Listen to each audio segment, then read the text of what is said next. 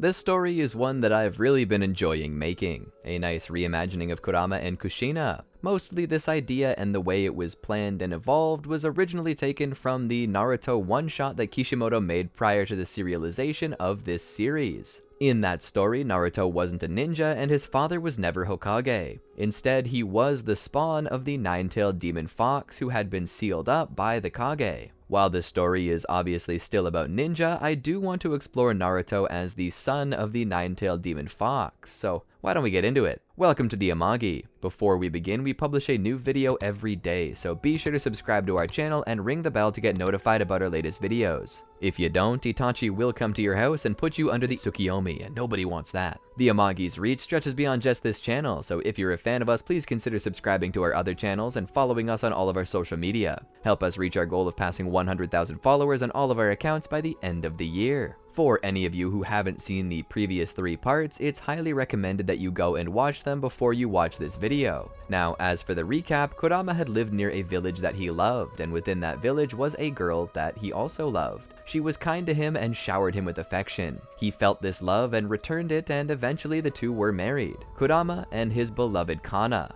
But tragedy strikes in the form of an angry sword when wars break out. It is the great feudal era that took place just after the sage's demise, and while Kurama does his best to control the damage, acting as a judge between the warring states, his home village is attacked and his wife and unborn child are killed, leaving the fox bitter. He would later be found by Madara and used until his sealing into Mito. As the years pass, Kurama begins to lose hope. That is until he's sealed into a new vessel, a young girl named Kushina. Kurama at first is hostile, but this girl's overwhelming desire to learn more about the fox leads to a discovery Kurama never expected. She was the reincarnation of his beloved Kana. This causes him to open up more, to the point that the two become friends. And after freeing Kushina from the grip of Kumogakure's shinobi, he would come to live with her under the name Inari Uzumaki. The two would end up becoming shinobi, and alongside Minato Namikaze, become members of Team Jiraiya. They would set off for the war where they'd fight an Amagakure alongside the legendary Sannin until fatigue set in so hard that they could not safely continue. They return to Konoha to rest and recover, but suddenly their village is attacked by the village hidden in the sky and Kushina's taken. Kurama, who had been wounded, awakens and sets off to rescue her, where he would end up facing off against the Sky Ninja and boarding their super weapon, Angkor Vantian,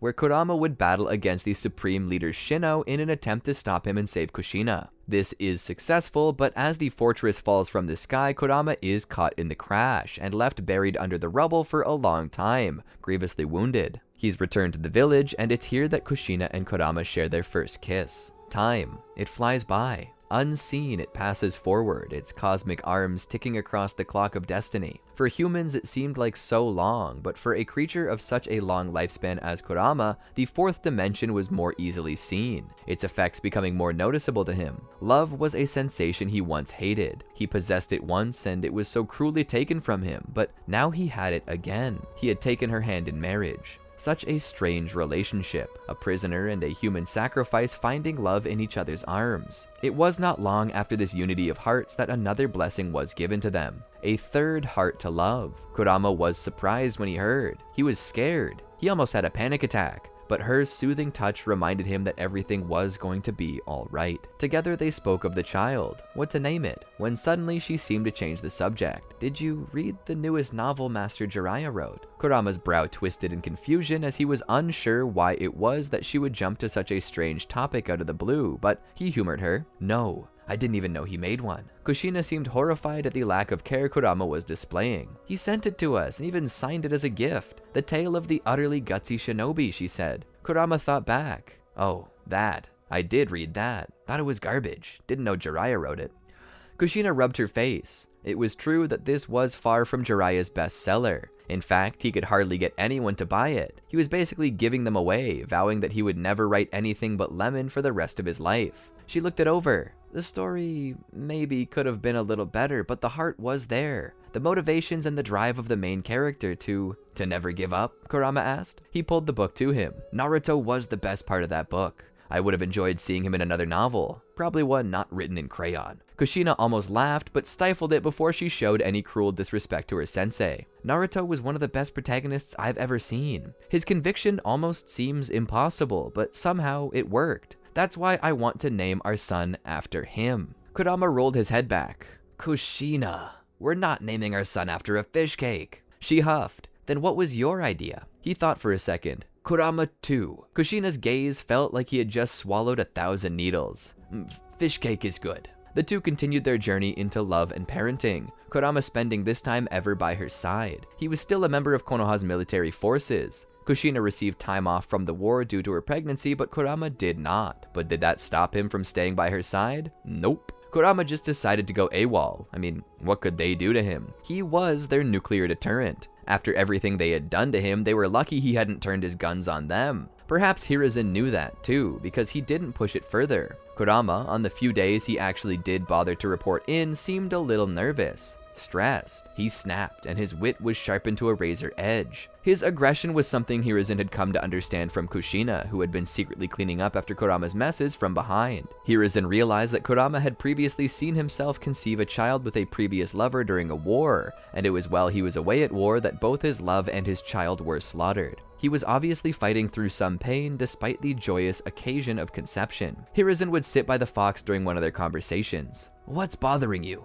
You don't have to leave her side anymore if you don't want to, so why are you upset?" Kurama didn't want to speak. Hiruzen sat forward. "I know we've never really been friends. Konoha has done some things that I look back upon now and realize were very cruel, but I want to be better. I want bygones to be bygones. I want to try, at the very least, to be your friend. So tell me what's wrong." Kurama looked at the elderly man. In the time since the Second Shinobi World War, Hiruzen's age had truly caught up with him. His face had wrinkled, his hair had turned white and mostly fallen out. But along with age came wisdom, and there were times when Kurama believed that he never needed to speak. Hiruzen would just know. But this time, whether Hiruzen truly knew or not, he asked him anyway. Kurama did not wish to state it, but he had felt that his relationship to Hiruzen had become closer to friends than it previously had been. Kurama opened his mouth and went to start, but couldn't. He took a deep breath and then started again. "I've been having nightmares." Hiruzen watched on. "These bad dreams, what are they?" Kurama looked up, his expression hardening, but not in anger, in fear. "Death,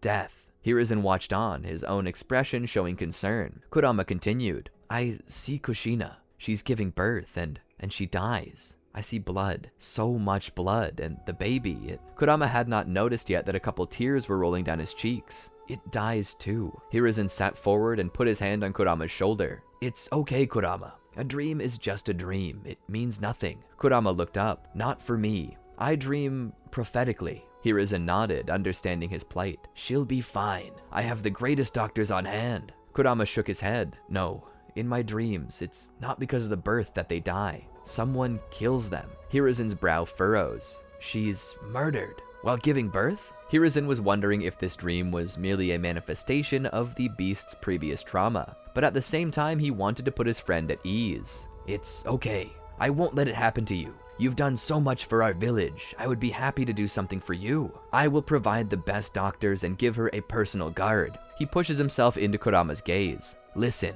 this time is a joyous one, Kurama. You're about to become a father. When Kushina gives birth, I want you to be happy. So let me do all the worrying, okay?" Kurama would agree. Time would continue to tick on, mercilessly. Kurama would be out walking the streets with Kushina. He'd be on her everywhere she went. For Kushina, the concept of personal space was lost, as at all times, his arms were rubbing up against her. More than once, she accidentally stepped out of her shoe because Kurama had accidentally stepped on the heel. It came to the point that he even attempted to follow her into the women's restroom. She had to push him back and demand a little privacy. As sweet as it was smothering. Today was no different. She'd be gathering groceries, all while her large, imposing husband's gaze dared anyone to even look in her direction. Makoto Uchiha was the only one confident enough to approach. "It seems daddy mode's been activated. I remember when I had my first child. Fugaku's Sharingan never shut off." Kushina laughed. "Yeah, Kurama just can't let me out of his sight." Makoto and Kushina would talk and joke a while longer, most of it at Kurama's expense, but as they began to come to a good place to get up the conversation, Kushina's smile faded. Makoto seemed confused by the look on her face. Kurama was looking down at the ground as a dark circle was forming around her legs. "Kushina, did you just pee?" Makoto looked down. Kushina shook her head. "No, that was... my water just broke." Kurama looked confused. "Your water broke? What does that mean?" Makoto looked up at him. "It means the baby's coming." Kurama's eyes went wide. "The baby's coming? No, Tell it to wait. It can't come now. Kushina stood there looking back at him. I don't think either of us have a choice now, Kurama. So he picked her up. Kurama picked her up. He began to rush off. Makoto called out, "Where are you going?" Kurama looked back. "Home. She's gonna have a baby." Makoto squeezed her temples. "No, numbnuts, go to the hospital where the doctors are." Kurama turned around and began to run in that direction. As soon as they entered, Hiruzen would send out the best doctors to her and give her a personal guard. As she went into labor, she began to cry out as she tried to give birth to their firstborn. Kurama, all the while, didn't realize just how brutal nature was. He was a force of nature yet, but even he had to admit that this was horrible. Eventually, the baby was delivered. They snipped the umbilical cord and cleaned it up a little before presenting it to Kushina and Kurama. The baby wailed and wailed, its fox ears sticking straight up, a tail curled up. Kushina held the child close, crying for joy. Kurama was looking at it. "This is my cub?" She nodded. "This is our baby, Kurama." He looked at her. "Fish cake. You wanted me to name it Fish Cake." He looked to the nurses. "The baby's name is Fish Cake." Kushina sat up, feeling the pain, but also the necessity. No, he means Naruto. We're naming it Naruto." The nurse flipped around the pencil and began to erase what they had written down, beginning again. Kurama stood there for a moment, his hand gently caressing the skin of his new child. It bore resemblance to the human form Kurama had taken, but also bore the same features he had issues hiding. He could sense from within this babe a powerful presence. A powerful chakra, his chakra. This child, despite being human, was also a tailed beast. Suddenly, he heard cries from behind as one of the nurses stood there, wielding a blade. Kurama stepped between the nurse and his family. The nurse turned to face him, the transformation dropping and showing a masked man in a cloak. I expected it to be harder than this. He stepped forward as Kurama brought his claws to bear. The masked man stopped. "I've come to take a tailed beast. It can be you, her, or the child. It matters not. I'm here to take one of you." Kurama launched at the man and attempted to strike him down, but felt himself pass clean through. He turned back to see. The man would be standing there, kunai in hand. "I would prefer to have you, Ninetails, but I'll gladly take the child. It's half-tailed beast itself, so if I take it and extract all of its chakra from it, I've essentially got what I came for. You can have back whatever's left." Kurama stepped forward. "No, please, don't." The man turned the single hole in his mask toward Kurama to get a better view. "Oh?" Kurama fell to his knees. "Please, I beg you, do not take my Kushina or my Naruto. If you must take one of us, take me." The masked man would smile, the expression on his face only visible through his eye. He'd step forward and grab Kurama by the neck. Kushina cried out for him, but in the end he was taken, teleported away to some unknown location. It was then that the Anbu rushed in with Hiruzen. "What happened?" he asked. Kushina couldn't even respond, she was so frazzled. Kurama had been taken to a cave. He opened his eyes to see the masked man standing there, but to his surprise, another was standing there too, one who possessed the Rinnegan. For a moment, he thought he was looking at the Sage of Six Paths. Who are you?" he asked the shadowy figure possessing the Rinnegan. They did not respond. "You've taken the Ninetails. What do you plan on doing with him now? You can't put him into the ghetto statue as it is now." The masked man, still gripping Kurama, spoke. "We'll put him into a deep slumber until we can get him in the statue." Kurama was left there in shock. He gazed into the Rinnegan without cease. He had only witnessed those eyes once in his years upon years of life. There was no doubt those were the sage's eyes, but how? The Sage of Six Paths had died, right? Or were these eyes stolen from the sage? Was it possible that this was the Sage of Six Paths reincarnation? "Father?" Kurama called to the man with the Rinnegan. Before he could get an answer, he suddenly felt drowsy and fell asleep. Back in Konoha, they were still investigating. Who could have done this? Kushina, still in shock, cradled her baby and gave it all the tender love and care it required, while fighting back tears. "He's okay," she reassured herself. "He will be okay." She knew this must be true. A part of him resided within her at all times now, and though it was not enough to carry his personality, they hoped to use her to find a way to track Kurama. But strangely, no matter what they tried, they couldn't pinpoint his location. All they could do was continue investigating the masked man. They asked Kushina what she remembered, and she stated that it was surprisingly little, merely the type of mask he was wearing. But that helped them very little, as a mask could be changed. They began to reach a dead end. It seemed that they would never find him. The trail went cold, and so Kushina did the only thing she could do. She carried on with her life. The village vowed to never stop its search, but they didn't have anything to go on, so a breakthrough in the case never happened. Kushina would eventually get home and realize the truth of how lonely it was. The halls were quieter, the bed was colder, The food she ate for dinner tasted bland. It was as if the entire world had lost its color and she was left in a monochrome reality where the only bright spot that existed was Naruto. Minato had been working hard to find Kurama. Eventually, Orochimaru would be discovered as having been killing and dissecting members of the village. This surprised Kushina. She had fought alongside him in the war, so his sudden defection surprised her. Despite her sorrow, she always had the help of Makoto by her side. As they spent time together, their children would too. Sasuke and Naruto would find themselves playing quite a bit. Naruto would grow to develop a friendship with Sasuke and the two would attend the academy together. While in the academy, they would also befriend a boy named Menma Namikaze, the son of Minato. Naruto was not very intelligent, but he did possess natural skill, which included transformation jutsu. He also seemed to have an affinity for fire style and wind style jutsu, as well as genjutsu. These traits his mother attributed to Kurama. In school, Naruto would often be made fun of due to possessing fox ears and a tail. One of his classmates, Kiba Inuzuka, even joked that he should become one of the Inuzuka clan's ninken. Naruto would grow self-conscious about these things. While he was good at the transformation jutsu, he never could hide his ears and tail, no matter what form he took. So he often included a hat into the transformation and would also hide his tail. One day, he returns home and asks his mother why he's the only person with an extra set of ears and a tail. She would tell him that he inherited them from his father, Kurama. She would tell him stories and show him pictures as he never had a chance to know his father. And on the inevitable day that he would meet him, she wanted Naruto to know who he was.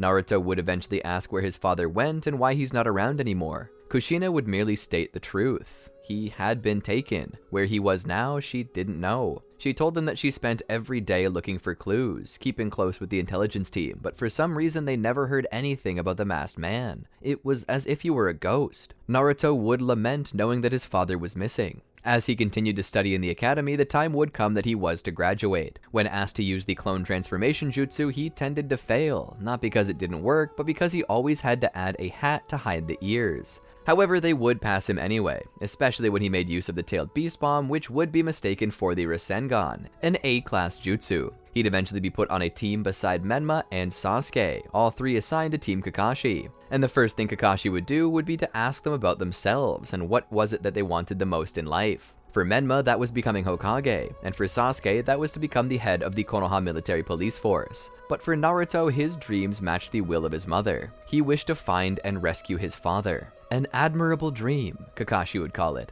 With Team 7 formed, they would set off on their missions. All the while, Kushina and Jiraiya met. "Any news, Jiraiya-sensei?" she'd ask over lunch. Jiraiya would smile. "Actually, yes. I've been working on Orochimaru's case recently, and I learned that he joined up with a rogue shinobi group known as the Akatsuki. The details aren't exactly known yet, but there are rumors that there is a man among the group that possesses a swirling mask with a single eye hole. They also say he possesses a Sharingan." Kushina seemed ecstatic with this new information, but now comes the hard part, finding more information. "Is Orochimaru still with this group?" Jiraiya shook his head. "He was with the group for a time, but he eventually left. I'm not sure why, but it's likely they were stifling his research, so he decided to leave." Kushina sighed. "If only we could get our hands on Orochimaru, then we could ask him about it personally." Kushina said this, not yet aware that Naruto was listening in on their conversation. They would proceed to do the Land of Waves mission, in which they would encounter the Demon Brothers on the road, but Naruto would single-handedly destroy them with his powers.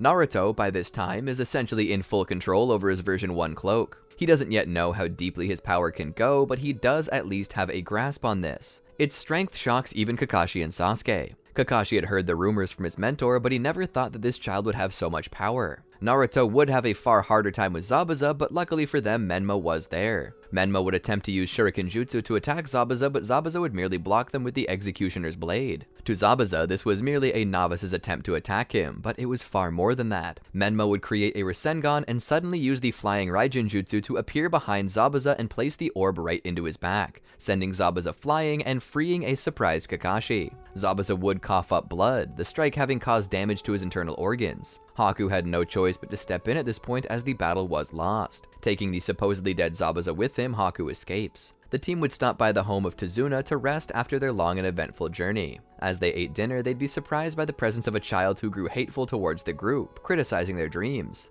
Menma took it personally, but Sasuke would calm him down. Naruto was confused and would look to Tazuna and ask him about it. The old man would recount a tale. "You'll have to forgive him. He's not been the same since his father was murdered. Naruto's ears would perk up. Murdered? Tazuna would nod. Kaizo was his name. He was the one who taught Inari what it was to love something, and became his father figure for a time. He was the village hero. That was until Gato and his criminal organization came in and killed him as an example. Naruto was stunned, but he was also shocked to hear the child's name. Wait, the boy's name is Inari. Tazuna nodded. Naruto let off a small smile. That was my father's name for a time. He sat there for a moment. Naruto would get up from the table and turn. Kakashi would watch. Where are you going, Naruto? Naruto would look back. I'm going to speak with Inari. He would slowly make his way up the stairs and stop outside of Inari's room, where he could hear crying on the other side. He would knock twice. Hearing a sudden silence, he'd ask, "Can I come in?" Suddenly, the door opened in front of him and a small child was found standing there before him. Naruto looked down at him and smiled. The boy maintained the same cynical gaze. It perhaps grew stronger. What do you want? Naruto's smile faded a little and became somewhat sorrowful. I wanted to talk to you about some stuff. Is it okay if I come in? Inari shut the door in his face. Naruto just sat there stunned for a moment. He knocked again. Go away, a voice shouted from inside. Naruto spoke. I wanted to talk about your dad. He stood there for a moment. I know you don't want to, but I really want to talk to you about it because I lost my dad too, and I just wanted to talk about it. Can I come in? The door would open and he'd see Inari once more, whose expression seemed to have softened. The boy sat down on his bed and held a pillow, hugging it like some precious pet. Naruto walked in and sat down on the bed too. For a moment, he remained silent, but as his gaze turned to the child, his expression softened and his lips began to move. You have a very nice name, Inari. The boy didn't bother looking up. My mom gave it to me. She named me after the fox god that brought increase to the land. She said that the rivers through here were carved out of the landscape by the kami of increase. Naruto smiled. Inari was my father's name too. Inari looked up. Naruto smiled and put an arm around him. I lost my father too. He was taken away from me the day I was born and nobody's seen him since. I worry that he's been hurt, killed. So I know what you're feeling. You feel that in a world like this, heroes can't exist. The boy looked down as a tear fell onto his pillow. My dad was my hero. He was everything I wanted to be. I didn't think there could be anyone as heroic and kind as he was, and then he was killed because of it, and nobody saved him. Heroes don't exist. There was one hero, but he died a long time ago. Naruto nodded. Not everyone is meant to be a hero. It takes a special kind of person to fight for another, to give up everything, including their own life, to make sure that someone else is happy. People like that are few and far between. Inari looked up. Are you a hero? Naruto shrugged. I don't know. I became a shinobi so I could find my dad, but I want to help you. I want to free your village from Gato. I want you to have justice. So don't give up on people yet. Anyone can be a hero if they decide to stand up and risk everything for what's right. Sometimes they lose. Sometimes they die. But it's because these things are possibilities that it makes choosing to do them heroic. He hugged Inari. I know what you're going through. It's okay to cry. It doesn't make you weak or any less of a hero. Inari looked up to see Naruto was losing his composure and was beginning to cry too. All it takes sometimes is one person to stand up to inspire others. Heroism, it's contagious. Inari hugged him tightly. The day after, they began to leave. They made their way to the bridge where they were caught by Haku and Zabuza. Naruto and Sasuke would end up captured by Haku's demonic mirroring ice crystals and were unable to do anything to escape. It was then that Menma would throw one of his kunai into the trap and would grab hold of Naruto and Sasuke and teleport out. Naruto would thank Menma for his help and would, alongside Sasuke, prepare to face Haku. Haku would just let his technique fade as it gave him no advantage here. Not so long as they had a practitioner of space-time ninjutsu on their side. So Haku began to use a new strategy. Just stand aside. I'm only here to stop the building of the bridge. I don't want to kill you. Naruto stood there for a moment. I don't want to kill you either, but this bridge needs to be built. Gato is hurting these people, and if this bridge offers the people freedom, it should be built. Haku listened. Admirable words. If only we could have shared the same side. Haku would clash with Naruto, but before the battle could really escalate, Haku turned to see that Zabuza was about to be killed, and dove in front of the blow, taking it himself. Zabuza too would be defeated, but that was not the end of their troubles. Gato and his men show up. Did you really think you could stop us from halting the building of this bridge? Naruto would stand there against Gato and his men to the surprise of everyone on his team. Kakashi would tell Naruto to pull back, but Naruto refused. He looked to Gato. You've hurt the people of this village enough. This bridge will be completed. We won't let you stop it, even if I have to be the only one protecting it. Naruto would then pull from behind him the inherited blade Kogetsunemaru, the blade given to him by his mother. His father's blade. This blade in the past had been used to stand up for the little guy, and now Naruto would use it again for the same. The men all laughed at the idea of a single child standing against them. Naruto would activate his version 1 cloak while gripping the blade tightly, a look of steely determination on his face. Gato laughed once more. What's a single person gonna do to stop my criminal empire? Suddenly, there was clamoring behind him. Naruto smiled. Who said I was alone? Inari would show up to the bridge with as many villagers as would come. Any able-bodied person was there to help. You don't own us anymore, Gato, Inari screamed out. We'll be free or die trying. Suddenly, the villagers rushed past them and went straight at Gato's men with a battle cry. Gato's men were startled and began to fall back, knowing that they'd die if they didn't. Naruto looked back at Inari with a smile and gave him a thumbs up. Inari would smile and do the same. Later on, as the mission came to a close, they prepared to leave. Tazuna would thank them for everything, and as they turned to leave, Inari would call out. Naruto would look back. Inari'd walk up and hug Naruto. Naruto would return the gesture. I guess the Land of Waves has a new hero now, he said, patting his head. Inari smiled. He looked up at Naruto and saw his ears, and everything just clicked. Your father. I'm named after him, aren't I? Naruto smiled and nodded. Your mother named you after my father. Inari would smile solemnly. I hope you find your father, Naruto. Naruto would hug the boy and bid farewell and begin to leave. They'd walk all night to make it home. To say that Kakashi was impressed with this team was the understatement of all understatements. Naruto's drive and determination truly was something to behold. Coming from a true fan of Jiraiya's works, Kakashi was one of the few to know the secret of the name, and he was pleased to see Naruto living up to it. He hoped one day soon he could play a role in finding Kurama and bringing him back. Upon returning home, Kakashi would make his way to the office of the Hokage where he'd inform him of the mission's success. When he was informed that the Chunin exams would soon take place, Kakashi was the first to volunteer his students. Upon finally making it home, Naruto was tired. He walked into the house where he was greeted by his mother. The first thing she would do is walk in and give him a hug. She'd then begin to check him for any wounds. While he didn't seem to show any serious injuries, she would ask him if he'd eaten anything yet. He'd shake his head, obviously tired from the trip, so she'd go into the kitchen and cook him up a grilled cheese and make some apple slices to go with it. And if you thought she forgot to add the peanut butter to them, well, you're crazy. Naruto would sit there at the table and eat the food so quickly that Kushina was a little worried he might get a stomachache. She just watched him as he ate, sitting on the other side of the table, her head propped up with one hand as a smile ran away with her lips. Naruto would finish eating and sit back in his chair with a sigh. So, how was the trip? Kushina would ask him. He would smile. It was great. A lot tougher than advertised. Had to fight some mercenaries. Turns out old man Tazuna had a price on his head. Kushina was horrified. It got that dangerous? He smiled. But it all worked out in the end. I'm glad we went. We were able to free the Land of Waves from the control of a crime boss. And I also met a young boy named Inari. Kushina's brows raised as her smile once more returned. She leaned back.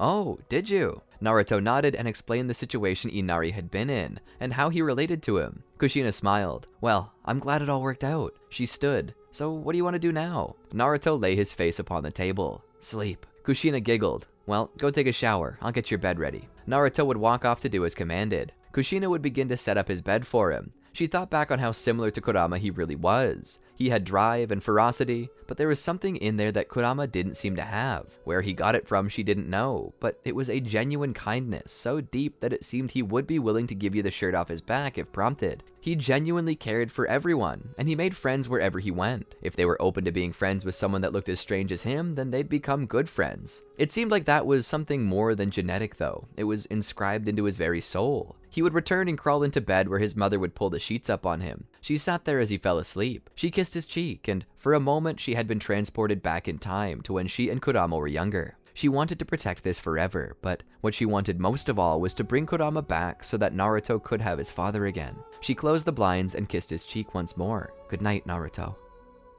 And that's where I plan on stopping for today. I hope you guys enjoyed it. This new version of Naruto is something I've wanted to include for a long time, but I still have some story left to tell. Quite a bit of story in fact, and I don't think I can fit it all into one video, and I definitely don't want to stop right in the middle of something important, so let's call it a night. Be sure to tell us what your favorite part was, what you would have done differently, and what you'd like to see in the future. Until next time, peace. Did you enjoy our video? Well then be sure to check out these other great videos from the Amagi, and make sure to subscribe and ring the bell to get notified about our latest videos.